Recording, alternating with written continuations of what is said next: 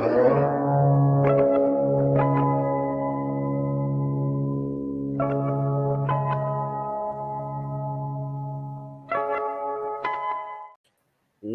up, you guys? Sean Ross Sapp. Welcome to Fightful. It's March, or it's not March, it's June 7th, 2023. I'm all out of sorts, my guys. AEW Dynamite post-show.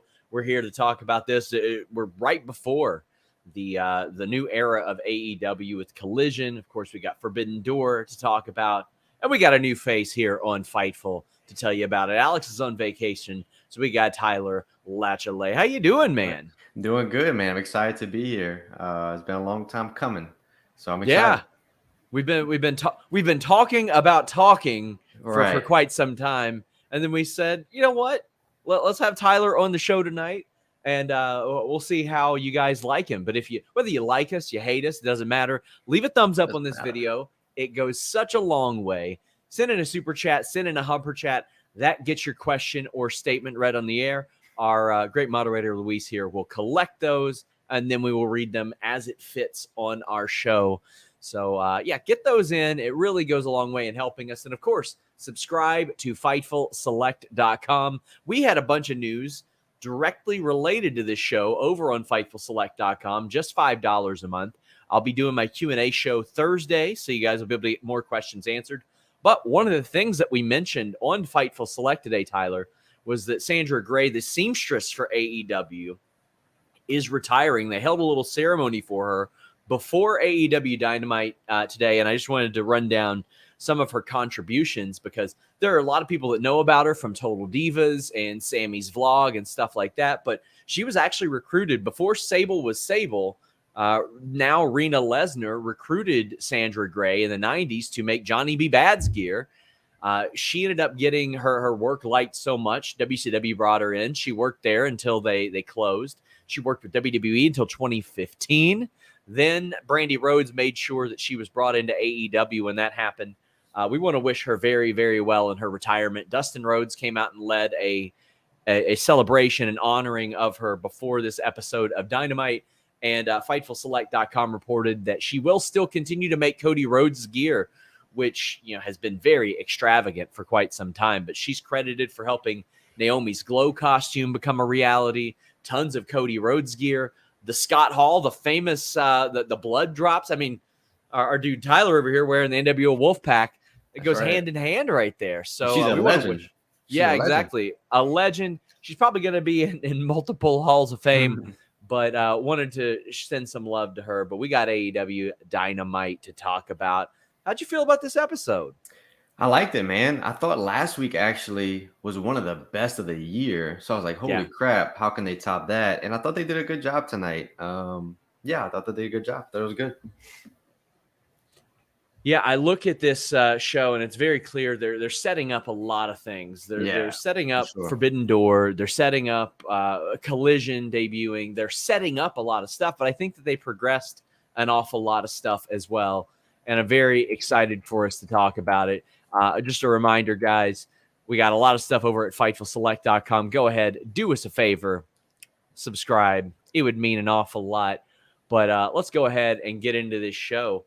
Specifically, one of the things that I kind of want to jump into, because I feel like we're going to be jumping around quite a bit, but there were a lot of video segments to promote Forbidden Door, because a lot of times you'll have people say, well, I don't know that much about these New Japan talent. They need to do videos. They did that tonight. They educated people on why exactly these matches, Will Ospreay versus Kenny Omega and Bryan Danielson versus Kazuchika Okada, were happening, and really gave us a bit of a backstory. How'd you feel about those? Good. I'm glad they did that now and not wait till the week before the pay-per-view. You know what I'm saying? Give it time to build. And especially I like the way they did it tonight, because if you're not on social media, you have no idea this stuff is happening. So I thought it was a good idea to have those packages. Man, I cannot wait for those matches. Just seeing the graphic of those four guys, like, oh my God, it has a lot to live up to. And I'm pretty sure they will, of course. Ospreay and Omega is one of the most incredible things I've ever seen. And that feud got kicked off on a Fightful interview while Kenny Omega was sidelined. I remember I got the call and somebody said, "Oh, Kenny wants to know if you would interview him." I'm like, "Wants to know if I would interview him?" Like, tell me what time and when, and like that's never ask if I want to interview him. Just set it up and I'll make it work. And then we get in there and he's taking these little shots at Ospreay, and I'm like, "Man, you're burying him a lot." And he goes, "Well, let me dig myself out of this hole." Then he buried him even more. So you knew it was coming, He knew it was coming. He knew the headline that was happening. He knew what he was setting up. And I thought that Ospreay did get legitimately emotional about it. So I'm stoked to see this. Yeah, especially at the press conference for their match in January, how emotional Ospreay got. That was some deep stuff, and you could feel the energy. And that's what you want in pro wrestling, man. You want to feel something. You felt that. So hopefully, I'm sure they'll live up to it, like I said. But I'm super excited for it, for sure. Matthew Hook says, what else happens on Forbidden Door? We only have 2 matches. I wouldn't be surprised if we saw MJF defend against somebody like Toru Yano or something ridiculous like that. He'll like defend against somebody completely off the wall that doesn't pose a threat to him. That way he can say, "Look, I'm doing it. I'm taking on New Japan's best." What are you looking forward to there? I thought they were going to do Cole. I thought they were going to do the way they set it up tonight. I was like, wait, we're about to do Adam Cole and MJF at Forbidden Door, like a quick little program. I don't know, but apparently we're doing it next week. I mean, obviously next week. Yeah, I think there's going to be more to it. You know, some shenanigans happening, but yeah, it could be a quick program. I don't know. Tom LaValle says, R.I.P. Sheiky Baby, F. Hulk Hogan. Yes, we want to send our condolences and love to the friends, family, fans of the Iron Sheik who passed away this week. Darren Walker says, if Tyler loves Jeff Jarrett, can he replace Alex from now on? Are you a Jeff Jarrett guy? I was not, but with his AEW run, I'm turning into one, dude. Nice. He's rubbing off on me, man. I'm actually enjoying his work. So yeah. I think that his work has been good. I don't need to see him on TV. I don't need to see him on TV as much as we have, but I think his work has been good. I think we're due for a break for a little bit, for sure. Indeed. This is going to be something that we talk about throughout the show, but FightfulSelect.com reported last week and then reiterated today the main event of the first Collision, and it was confirmed. CM Punk and FTR versus Samoa Joe and Bullet Club Gold. This is something that we had also mentioned on Select. CM Punk has taken a liking to Switchblade Jay White. He thinks that he can do some work with him. I'm told that's going to be an early program for him, and that's a hell of an early program to have. We've got KJ saying, as a Jay White fan, am I wrong to not be excited about him feuding with Punk? Jay needs momentum to cement star status in AEW, and we know TK isn't letting his golden boy lose his return feud, so it seems likely Punk will go over clean. I do think it's likely that Punk will go over clean, Tyler, but one of those things that we had reported was that Jay White's been far more laid back about his creative than a lot of people online have been. He's been like, I'm cool, I'm happy, and now he's facing CM Punk. I think this proves to be a benefit for him. This is him working at a main event level a month and a half into his run. Absolutely. And he was in the main event tonight. Like, I don't understand the way people think he should have been booked right off the bat. Like, you got to build this thing up, man. Like, we don't want to throw him into a main event scene right away. Let's learn the character. I think he's growing on TV each week. I think he's getting better and better with Juice. Last week with Tony Schiavone in the ring, that was awesome.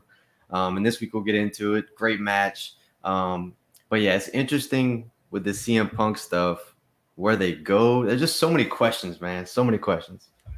There are so many questions. Action says, I look at Tony Khan's announcement and the level of talent in the Collision main event, and it really stands out how far AEW has come talent-wise in the past 4 years. None of them were here in the beginning. That is wild to think that none of these guys were here at the start of AEW's run, and they've got a legit, fantastic main event ready to go. That is a wonderful point. Pro Wrestling Podcast. Did somebody say CM Punk? CM Punk always popping up on Pro Wrestling Podcast Instagram page. And Darren Walker, yes, I will ask Fight TV if Collision will be on Fight because there's no announcement from them. But we do have our own post show coming to Fightful for Collision. I want to shout out our friend Riccicino, who's going to be starting up along with Iridian Fierro and Crest of the Star, who you guys have seen on our Impact post show. Make sure you guys check that out. I'll be swinging by on Saturdays, on Fridays here and there to serve as an insider on the SmackDown and Collision post shows.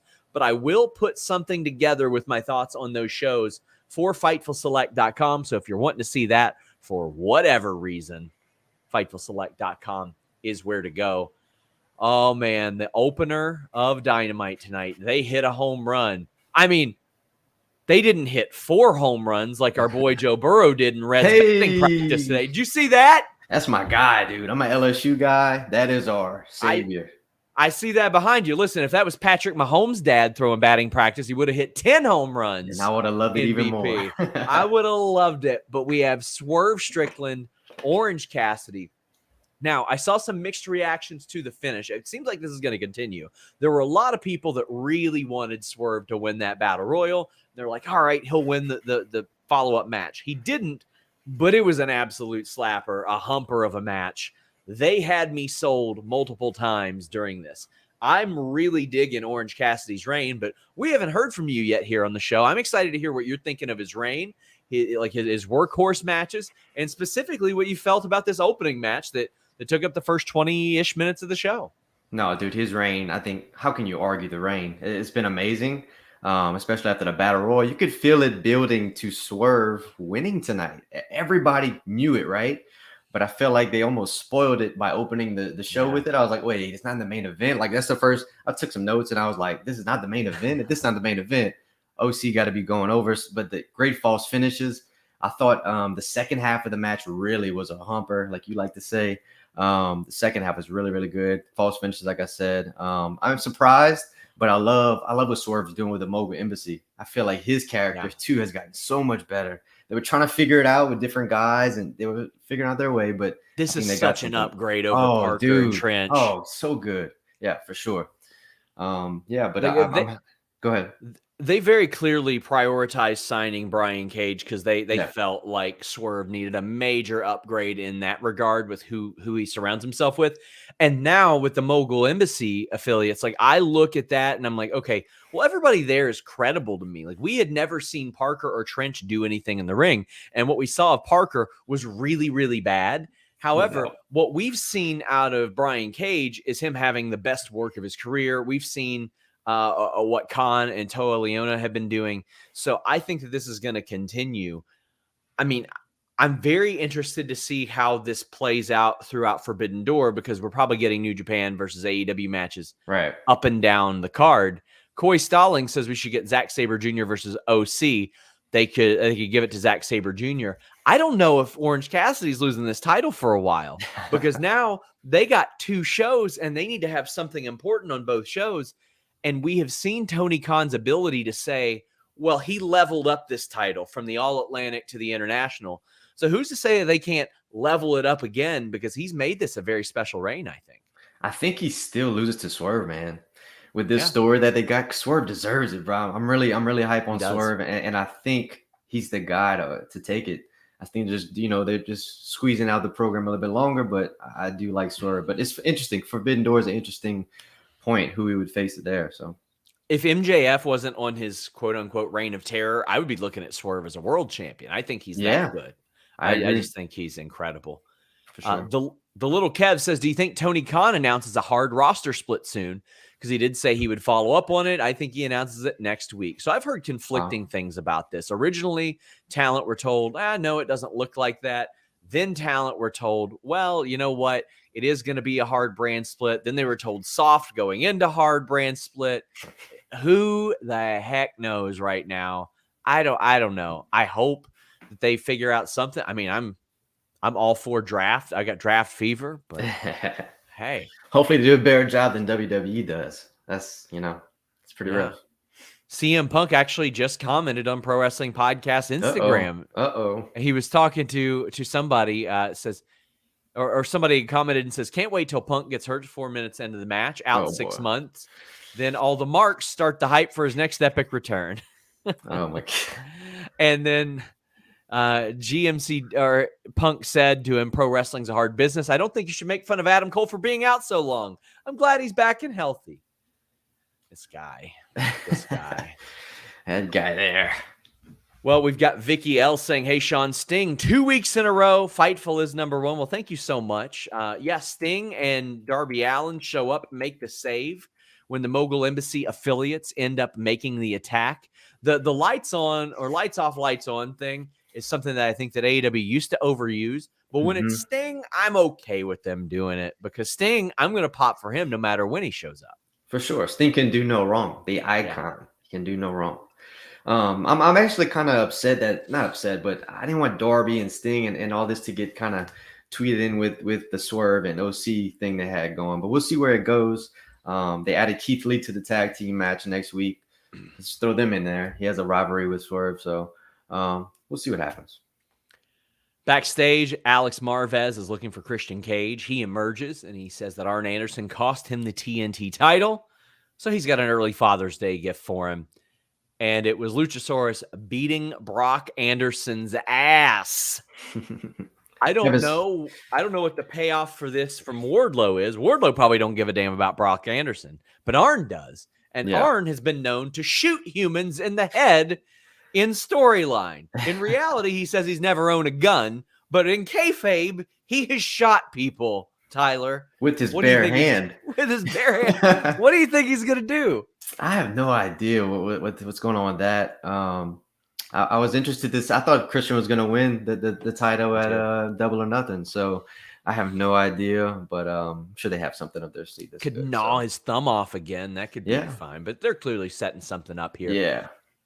I love the Hardy Party promo. You've got Isaiah Cassidy with the Hardy Boys, and they've got Ethan Page coming over there, and Ethan Page's contract now belongs to Matt Hardy. And I've liked this story for the duration they've done it. Like 6-7 months they've been working on this story. No doubt. And gosh, it's probably even been longer than that. I feel like I was watching this when I went to Toronto to watch Dynamite. I think they were doing this. So we're talking like the better part of a year. And Ethan Page was like doing the Hardy Boys dance on the live events and all that stuff. Saw that. You can tell he's having a lot of fun. When I saw him in Lexington, I was going to drop some awards off, and I was like, "Oh, so what are you doing tonight?" He goes, just living my childhood dream and teaming with Matt Hardy. No big deal. So like you can tell he really loves this, but I'm digging this. It's good to see a baby face owning the contract of a heel instead of vice versa. Yeah, we'll see where they go with this. I feel like a lot of people haven't even seen what they've been doing over the last year because everything's been on Rampage, right? So now it's starting to show up on Dynamite. So hopefully more people can see what they've been working on. I've been okay of a fan of it. I feel like it's going to get better. I like the Isaiah with the neck and that whole storyline. So and Jeff coming back, right? So we'll see what happens. If you're worried about seeing all the content you want, get NordVPN.com/Fightful, one of our great sponsors. I'm always telling you about how you can order pay-per-views there and get them at a much more affordable price. That's what I'm doing this weekend with UFC. I'm paying like $15 with those overseas services. But let's talk about the security you get there. You change your virtual location with just one click. You shield your data from snoops and criminals. NordVPN.com/Fightful shields your IP address and secures your online traffic with state-of-the-art encryption. You can safely listen to podcasts, stream shows, or simply browse in complete privacy. If you're traveling a lot like I am, I'm heading to Indianapolis, Cincinnati. I just went to Toronto last year, heading to London multiple times. Got to go everywhere this year. You want to stay safe on that public Wi-Fi, whether it be at the arena, at a restaurant, at the hotel, or at the airport. You don't want snoops listening into what you're doing. Shoddy security leads to snoops being able to easily break into public Wi-Fi networks to spy on your data unless you encrypt it first with NordVPN.com/Fightful. And they secure every device you own.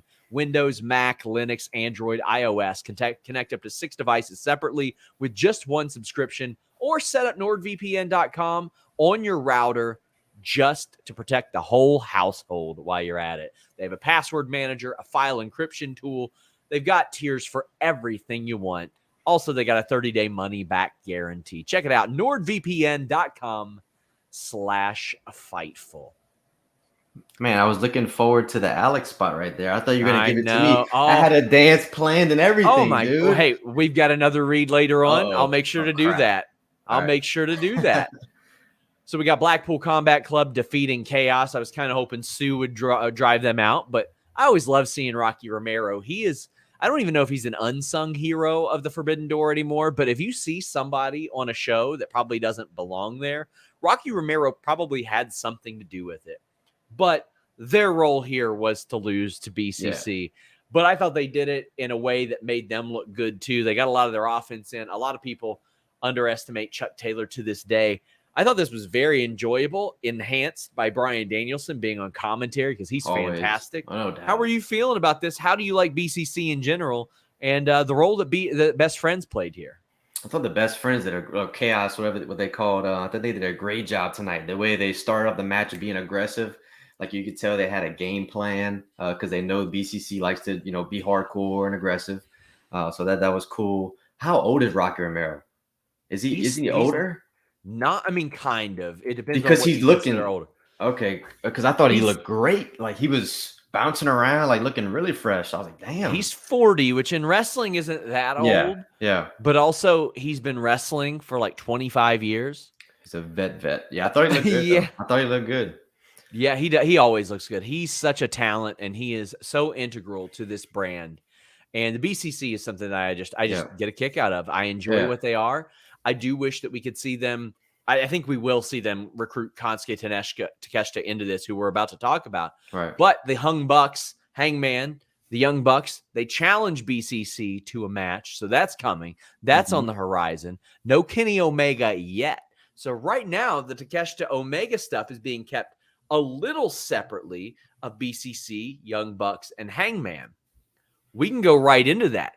Takeshita comes out, no music, beats somebody's ass, wins to no music, and then he and Don Callis cut a promo. I loved the music type of thing. Yeah. And then they keep the reel running behind. They kept the Titantron or whatever playing the whole time, seeing them beat him up. Man, I love heel Takeshita. Don Callis, always good. But they got something going right here. And I'm interested to see who's the family that's going to cut out the Elite. Something's going on there. Takeshita, like we saw him as so wholesome that it's like, man, how could he be a heel? And I thought he knocked it out of the park with this promo. Yes. I mean, he spoke in Japanese largely, but it's the way it's you could tell that he did it with malicious intent. He did it with such anger and with such poise that you can tell that he meant something mean by that. He could have been talking about frolicking in the meadows and sharing a bag of Skittles with him for all I know. But man, he cut this promo with such poise. And the crowd hates Don Callis. Did you see the sign? Did you see the sign that said Callis eats hot dogs without chewing? Did you see that one? I did see that. It's good stuff. I saw that. That's a heck of a sign. All the signs they confiscate. I'm glad that they didn't confiscate that. They're like, whatever you have to say about Don Callis, keep it. It flies here. Yep. This crowd reaction to Callis, man, it's something special. No doubt. Like you said, started last week. I thought last week in that San Diego, I think they were in. It started off, and I feel like now every week we're gonna get something like this to build up to where they're building to. But like I said, you said too, heel Takeshita speaking the Japanese and just saying Kenny, Homek, like the way his tone is, dude. Like it's some good stuff. That Don Callis sign reminded me of the time I saw Seahawk on Twitter eating a raw glizzy in the main event of a WWE pay-per-view in catering. So keep in mind, this thing was stale, and he just raw dogged it bareback. And that should be a crime. And here's my username says, a stale glizzy bareback would be a cool name for a band that we would see on a festival poster. Or what Seahawk did at SummerSlam. G Bro says, Don Callis eats corn the long way. That he does. I saw that sign tonight too. I think it said Jay White or something. Jay White eats corn the long. I saw that sign too. So hey, that's heel heat right there. That's right. Nate's saying, hoping to see Tyler back. I think you will. He's doing pretty good. Appreciate it. I think he's doing pretty darn good. Oh boy, it's time to talk about the segment that so many people are talking about after this show. MJF is out in the ring. Ooh. And he's interrupted by Adam Cole. And I saw a lot of people say a lot of things about this promo, which was more of a monologue by MJF. And we're going to get into that. And to me, it was very clear what MJF was doing. He was taking intentionally untrue, recycled stuff from internet trolls and playing off of that on Adam Cole. And that's what Adam Cole brought up. He's like, you sound like an internet troll. He said, You're skinny. You're not tan anymore. You're not jacked. Your girlfriend's better than you. Said you're not tall. Said you were going to be Keith Lee's manager. Said Vince McMahon didn't see star potential in you.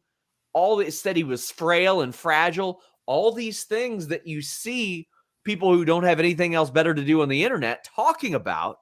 He brought up all these things, which is going to create an interesting dynamic, as if there could be interesting that these internet trolls say. Like, what will they think? That somebody's saying exactly what they say, but on AEW TV. Will they think that's good TV?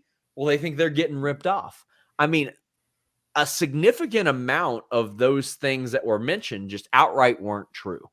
I know because I had to look into it when I reported or had to report on some of this stuff.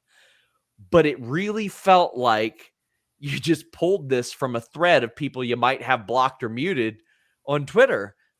I thought it worked because Adam Cole has, like, why not address all these things? Absolutely, why not? And Adam Cole delivered it right back, which I was impressed by, which I knew he had it, but I was like, how damn, he's just digging deeper and deeper and deeper. And it's like MJF listens to the Jim Cornette podcast. It's like Jim Cornette bashes Adam Cole, and it's like everything he says is what MJF said. But like every troll, a lot of people were hating on it online. People were hating on this promo, saying like, I wish the dirt sheets wouldn't get involved into their promos, kayfabe, blah, blah. I like this 2023, bro. This is what it is. You know what I'm saying? I really enjoyed this promo. Thought it was really good. They have good chemistry. Two pros, obviously. Man, I'm excited for this program. So Adam Cole mentioned the fact that MJF brought up everybody else's relationships. He was like, I get it. You're worried about other people's relationships because your fiance left you. Then he said, so MJF had also brought up the Karrion Kross line that Adam Cole said. He's like, you know what they do to make me interesting? They ring the bell. And he says that he's the natural. Adam Cole isn't. Adam Cole says, well, we'll see how natural you are when you take a piss test, which is a shot at MJF's evolving physique. Like, I feel like depending on who you're a fan of and what you're a fan of, you could see this promo and who won it and how it landed a lot of different ways. How did you feel like it landed in totality? I thought MJF at first was digging deep. I was like, that's what, like I said earlier, how is Adam Cole going to come back from this? But I thought he did a good job. I liked it both ways. You know, I'm a fan of both guys regardless. But I thought they both did their part and nobody outlanded one person. You know what I'm saying? Like they went back and forth and it's pretty even. I forgot what I was going to say, but it was good. Yeah, I liked it. Oh, man. This I thought was really good. And it seems like they're going to lean right into this like next week. So this was like a goading a troll type of thing, because generally in that situation, they just want to talk their talk and then move on and think that they've won. And Cole's like, no, if you really believed any of this stuff, you would fight me. You would just go ahead and fight me. And he trolled the troll into a world championship match. All he did, he smirked and smiled in his face and said, I know you are, but what am I? Give me a title match. And that guy is like, wait, you responded to me?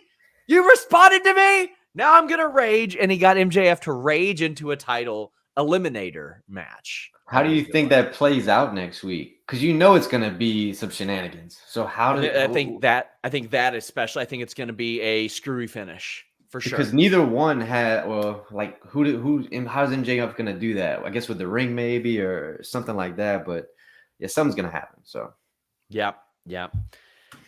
Oh man, I don't know if I like title eliminators. I feel, unless it's like a DQ and then Adam Cole wins.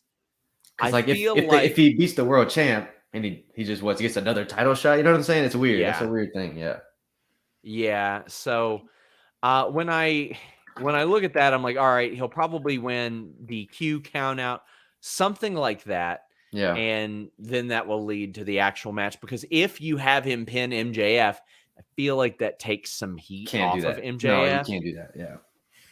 So yeah. But then that would lead to their match at Forbidden Door, right? You know what I'm saying? Yeah. You can't just Guys, reminder, leave a thumbs up, get your super chats, get your humper chats in. We would greatly appreciate it. Bizarro Big L said, had a feeling Brock and Pillman may team up with Wardlow, maybe a House of Black trios match to push Pillman and give him an edge. Is MJF, Keith Lee, name drop a hint for a future feud? I feel like Moguls versus Darby group is a feud set up for Nick Wayne. So there's a lot of things to address in this. Let's go one by one. Brock and Pillman may team up with Wardlow. They've been teaming lately. I did an interview with Brian Pillman a couple months ago, and I was like, what happens when Griff Garrison comes back? And Griff Garrison is back. He came back at the ROH tapings. We haven't seen this Pillman-Anderson team at all on TV. It's been on like Dark and stuff like that. Which direction do you think Pillman goes here? I think it's got to be with Griff, right? Because that's what we know. You know, I've never seen him with. I don't know how the Brock Anderson thing is going to play out. They tried it before in the past years ago. I don't know. We'll see.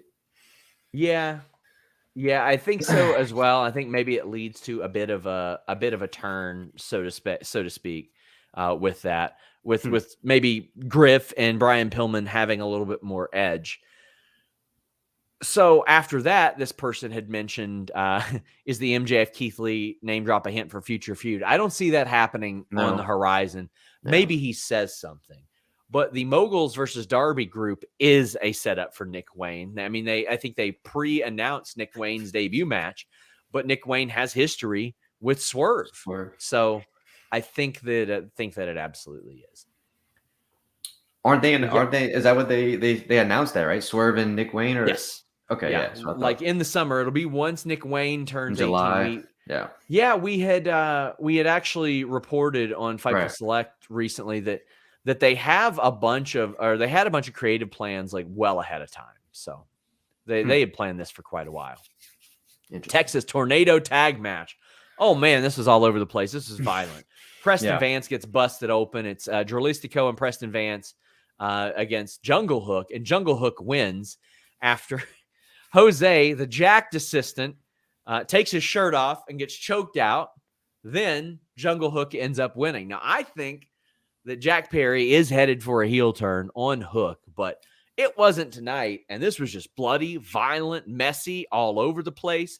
We got people going through tables. What was your favorite part of this match? I think the table spot, putting Vance through the table, that was pretty good. Like I said about the first match, after that commercial break, they just like sped up and picked up, and the action was great. I was trying to figure out where did Vance get busted open, because that was pretty bad, but I think it was with the chain. That's when he bled after that. But even Drolistico, his mask was ripped off. Did you notice that?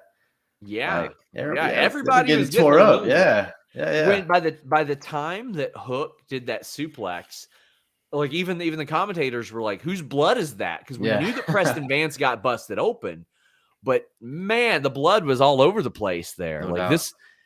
this is something that I think that Jack Perry needs. He needs a little bit of violence, he needs a little bit of an edge, and I think we're pushing closer and closer to Jack Perry getting that edge. And I think Hook is the perfect person for him to sort of make that heel turn on, because Hook is so beloved by this audience. Like they pop for him every time they hear Action Bronson. But I think it's a good matchup in general. You know, if you would turn heel on Hook, I think Hook and I think it's a great matchup in general. So I'm really glad they went back to the JungleHOOK thing, because I think this would be good for Jungle Boy's heel turn too, like you said, because Hook is so beloved.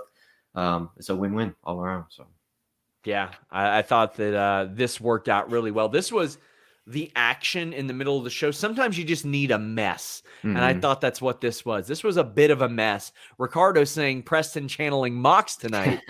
Oh, he did. Like I saw that. I was like, okay, he's busted open. Yeah. He's busted open good. That was nasty. Yeah. But I would like to see Jack Perry and Hook kind of go after it for the FTW championship, because I'm going to look back and see the last time when Hook defended that, because it feels like it's been a while. I was about to say he never defended. He just won it from Ricky Starks, and hey, I'm sure he's defended it though. Yeah, he's defended it a couple times. He's been defending it on live events, but he defended it on Rampage in April. against Ethan Page. Okay. He defended it on Dynamite and Rampage. He defended it on Dynamite against Matt Hardy. Rampage against Lee Moriarty. Arya Daivari. Man, he's had that for. So the whole firm. He went through the whole firm, and yeah. Gotcha. Angelo Parker, Zach Clayton. He won it almost a year ago. He's approaching a year. So I think that making that title a little bit more prominent is something that would probably help out, especially when you've got a couple hours more content on there. Yeah. Speaking of more content, guys, I'm going to have more news. A story I was going to break on Thursday, but I'm going to have more details on it. It was reported by Sports Illustrated that AEW had conversations with Mercedes Moné, the former Sasha Banks, about possibly doing Forbidden Door. I've got a lot more information about that coming to FightfulSelect.com. We're going to have a bunch of WWE news ahead of SmackDown this week. Also this weekend, we got some AEW Fight Forever news. Ooh. Lots of good stuff coming your way. FightfulSelect.com. Make sure you guys check it out. We got Kris Statlander defeating Anna Jay. Matt Menard out there.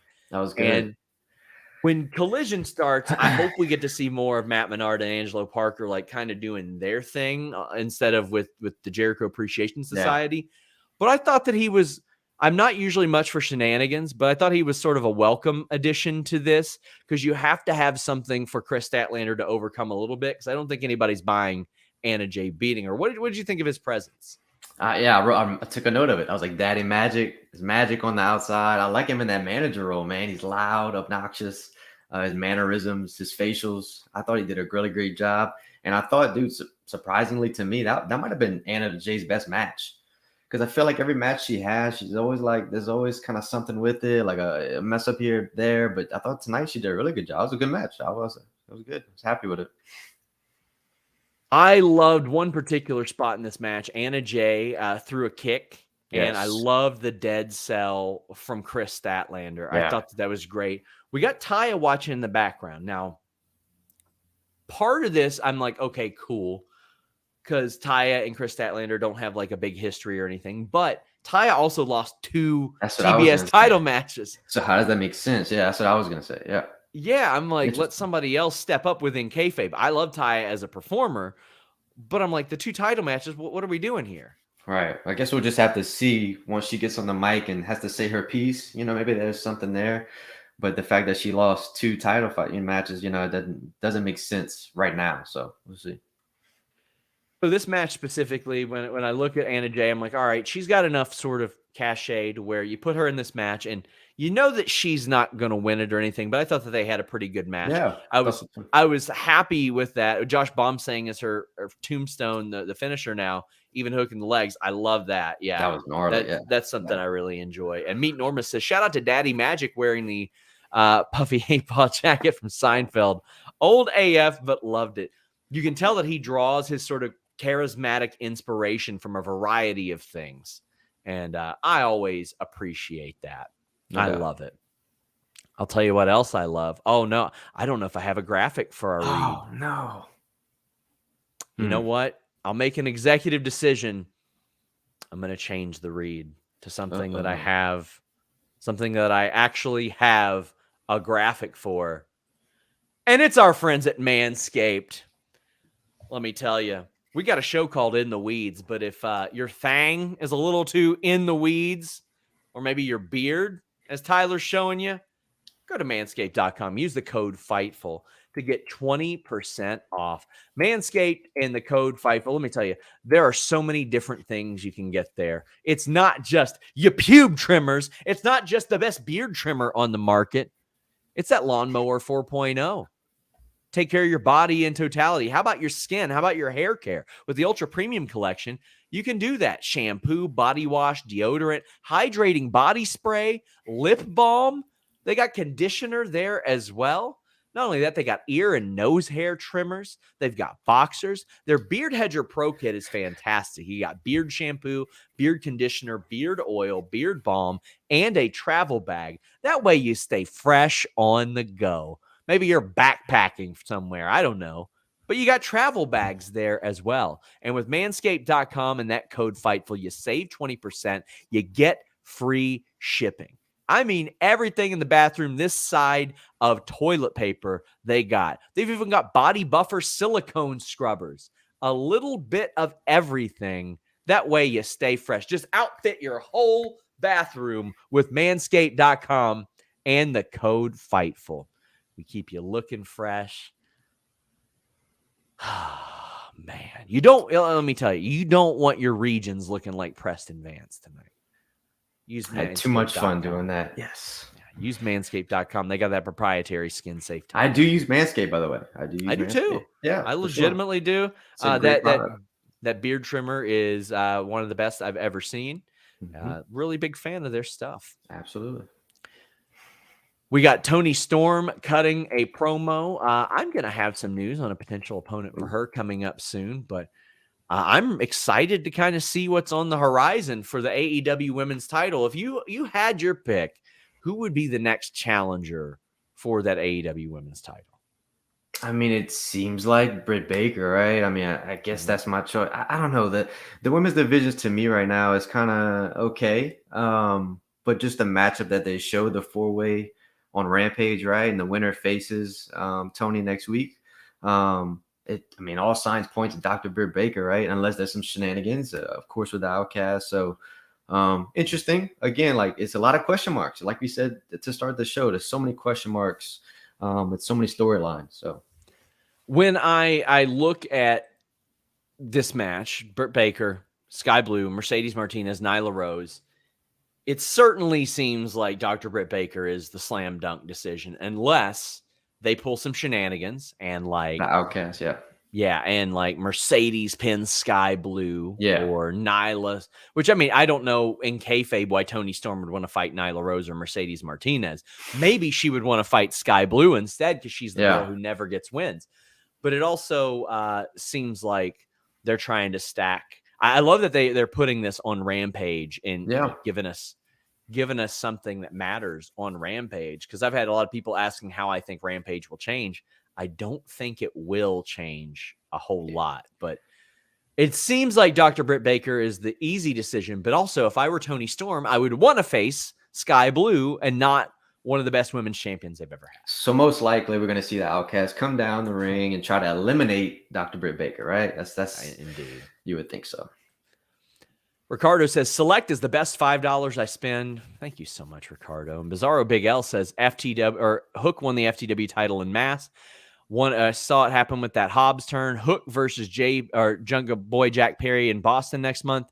Double or Nothing, or the Dawn. Sorry, the Dawn as a mafia family would be obnoxious.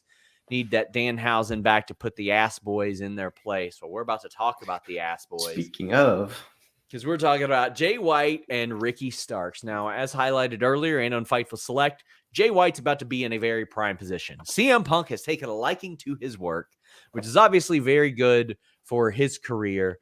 And he's been fine with his creative. I know a lot of people haven't been satisfied with it. I had said that it kind of does feel like they maybe didn't expect to get him, but they do like Ricky Starks an awful lot. They see Ricky Starks as a premium talent. Juice Robinson can talk his ass off. Jay White can talk. He can wrestle. They can do everything. So they put them in the main event of Dynamite against the NBA Finals. Not just against the NBA Finals. Against the NBA Finals when the team is from an hour away. No shit. I didn't think about that. Yeah, so they're in Colorado Springs. That's about an hour from Denver. Now, they weren't in Denver for the NBA Finals tonight, but that's some stiff competition locally. So they had to put something that they believed in there, as the Nuggets are up right now on the Heat. Congrats to Will Washington. But they trusted these guys in a very premium position. I thought the ref bump looked goofy, but I loved the match. And it's hard to sometimes get these ref bumps where the ref just oddly walks right next to the wrestlers while one of them's up on the shoulder. Yeah. That always looks bad. Yeah, but let's talk about up until the finish, though. I really enjoyed the way this played out. And in the finish, I was like, But you knew that was going to happen. You knew that was going to happen, right? Especially with the Bullet Club. There's always something going on. And I think you reported earlier that the other members are going to come. Obviously something was going to happen. But yeah, those bumps are tough. But it's like, what can you do? What else would they do? You know, like how else can you do it? But yeah, I thought the match was good. Those two guys are great. Obviously, finally Jay White can showcase his main event status in the main event of Dynamite. So that was good.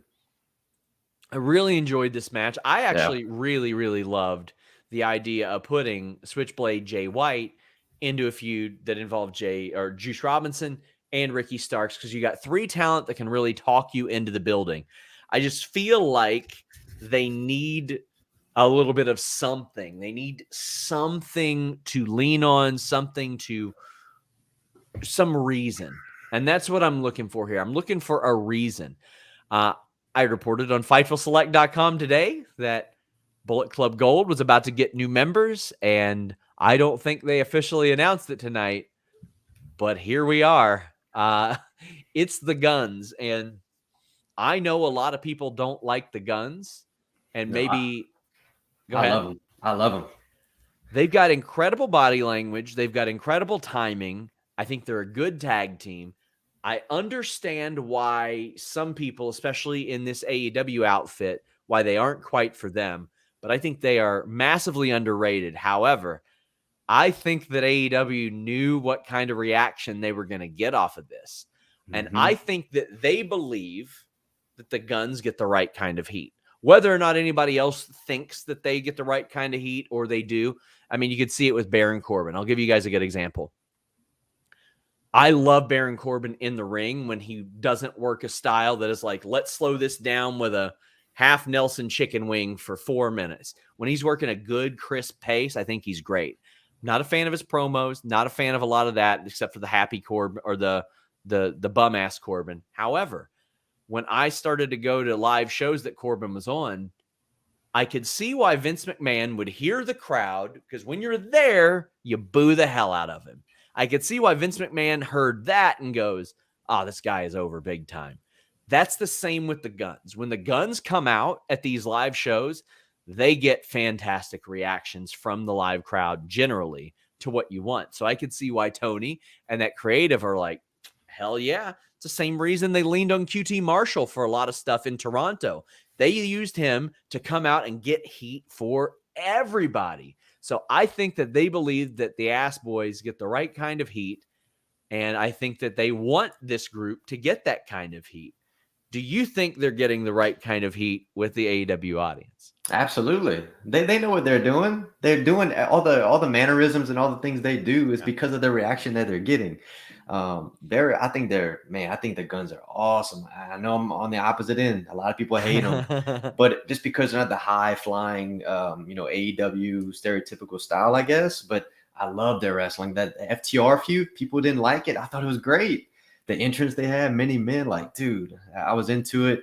And I thought think that was ridiculous. I love the song. I love the song, but for them, was like, yeah. I mean, you wouldn't think it'd fit them, but in the moment, like the camera angles, I was like, damn, all right, this is cool. But I think them and Bullet Club Gold makes too much sense. You know, the Guns, the Bang Bang Gang, like it's just, I could see this being really, really good, especially with the heat, like you said, they get. That's what they want. And Jay White lead the charge, Juice. All those guys can talk, all of them. Maybe Colton's the weakest link, but I think this is going to be good. There's an awful lot of wordplay to go off of. Yeah. As well. Like, that's what I'm saying. So like with the Guns, Bullet Club, all that, I think that there's a nice little bit of cohesion there. But I want to see how they follow this up, because they didn't officially announce the Guns as Bullet Club members. Right. So for all I know, me being told, oh, they're getting new Bullet Club members, maybe they don't mean the Gun Club. Maybe they don't mean them. Meet Normus says Guns and Bullet Club makes sense. Right. Yeah, it That's does. what I'm saying. Yeah, it does. G Bro, by the way, guys, get in your super chats, get in your humper chats as we wrap up. He says, welcome to the party, Tyler. What's your go-to breakfast food? Holy crap. Well, if you didn't know, I'm a personal trainer, so my food, I eat a lot of food in the morning. Eggs, do oatmeal, protein with my coffee, banana. I have a loaded breakfast. So, yeah. There you go. I try to sneak on to In the Weeds every time they go in the air and show off my eggs. But there you go. I got to hit up Tyler for some advice. Come on, man. I got to beat up Shaza McKenzie every time I see her, and I can't let her be in better shape than me. Hey, dude, you don't need a personal trainer for that. You got that's also true. I did it without one. Ricardo said Gun Club shirts incoming. They already had them. They've already been known as the Gun Club in the past. Yeah. Jason says, will MJF ever wrestle someone from New Japan? Yeah, absolutely. Absolutely he will. Because he does a really good job of getting that heat with them because he minimizes them so much, and he makes them try to appear not as important as they are. That way, whenever he does face somebody, they take him to the absolute limit, and the heat is there for them as well. Well, guys, we got an awful lot of stuff coming up. We told you about all the Fightful Select scoops, but we got Collision on the horizon as well. Hope you guys will join us for that. We got Tom LaValle wrapping us up with a super chat saying, could we see Mercedes side with the Outcasts here? That would be an interesting approach because she is kind of an outcast, but man, she's about as less qualified as an outcast as possible because she was like, Retribution, get me the hell out of this. I don't want to do this. And who's going to boo her? As soon as they see her on AEW TV, dude, they're going to go nuts. So that's true. Tyler, let the people know where they can find you, where they can support you, where they can follow you on social media. It's at TLatch510. So that's TLATCH 510 on Twitter and Instagram. Hit me up there. Like I said, I'm a personal trainer. So if you need something with that, I'm your guy. But yeah, for Instagram and Twitter, that's me. Guys, check out List and your boy today. I was out, had to handle some family business, but Chris Van Vliet joined. He was also on the List Goes On. I did a little bit of a run in there, talked with him, Joel Pearl, Jimmy Van. So check that out. Denise will be back next week on the Post Raw show. I will be back next week on Listen to Your Boy. I believe Alex will be back here, but it looks like we'll have Tyler pop in whenever available, of course. But, of course, stay tuned to Fightful, youtube.com/Fightful. We have an interview with Allison Kay and Marty Bell of the Hex, where they stole championships from children. That is a thing that happened. That's coming this week. Guys, until next time, we're out. Peace.